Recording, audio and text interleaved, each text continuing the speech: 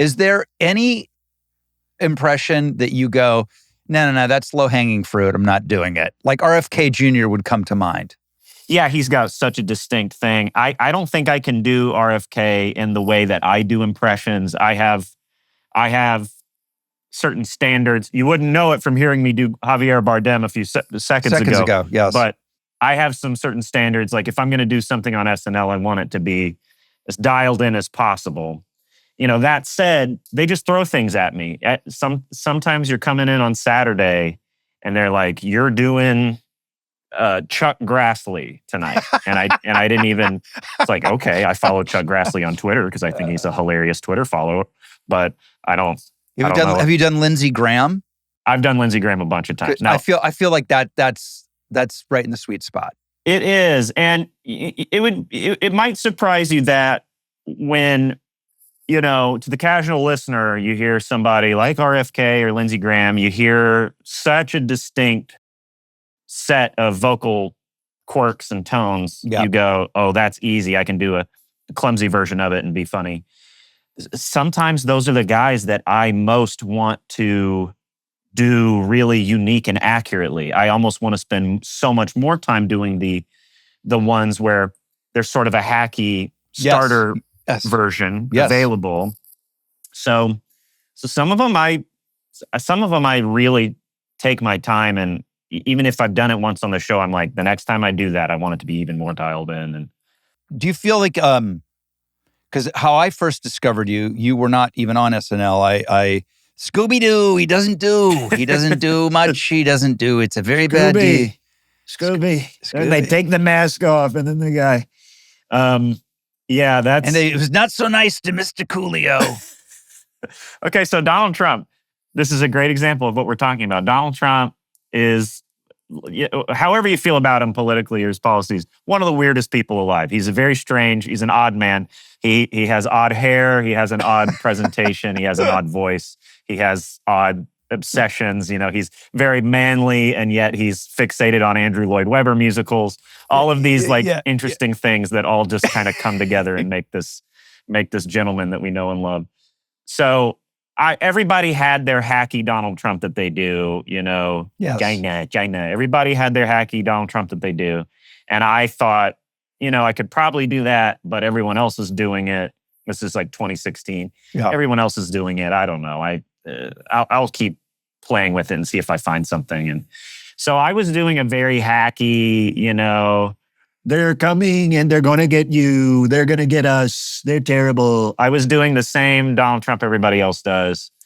And for whatever reason, I just couldn't stop doing it under my breath. And that ended up lasting his whole first term for years. Just like every other day, I would try some new little contour on my impression of Trump. And this, in many ways, this impression that I am now most famous for is probably my signature bit on SNL and elsewhere. That was the product of years of playing around with it. And so it is very second nature to me now. It's become very sophisticated in time. And you may not realize that I probably worked on that one the hardest and the longest. And the biggest breakthrough was the content of the impression. Even after I had figured out sonically what it was, the next level for a person like me, an actor first, who does impressions second, the actor side of me wanted like something to do, wanted a personality, wanted a mindset, wanted to like settle into the character. And so it's almost, maybe this is pretentious, but I almost describe it as like, I don't necessarily feel like I'm doing an impression of Donald Trump. It's more like a Donald Trump character that I do. Right. Because he has an inner life and he has like things he's obsessed with. My Donald Trump is much more of like a pop culture blogger than... He's a little bit like Larry King in the day.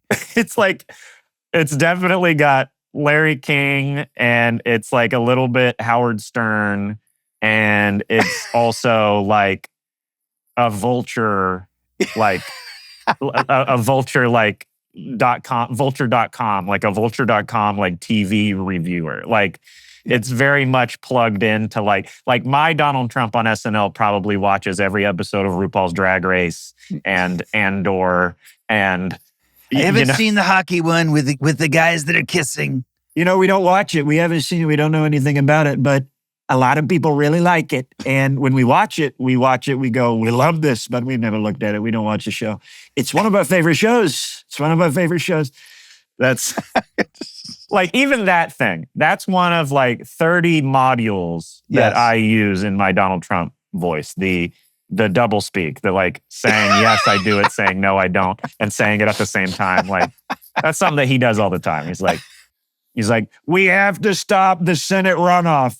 We've got to stop this awful Senate runoff and defeat the Democrats. And then the next day they're interviewing me and he's like, what was it? You're telling me for the first time there was a Senate in Texas and we lost? I don't know anything about it. We don't follow that. We're not looking into that. We'll be looking into that very shortly. I can assure you that. It's very important, but we don't know anything about it. So that's just like one of the games that we'll tug out in a cold open to kind of, conjure Donald Trump for everybody. When you came in with the two most famous YouTube ones, the Scooby-Doo, of course. Yeah. He drives the van, doesn't drive the story. They should call the show Velma. Velma's doing all the work. And then, of course, the Weird Al Yankovic one is also. Oh, yeah. Weird Al was not very nice to Coolio. Yeah, that was like... favorite. Rob, that was like pandemic in LA. And I know. And you have a mask on, I think. I have a mask on outside. See, that tells you where in 2020. Yeah.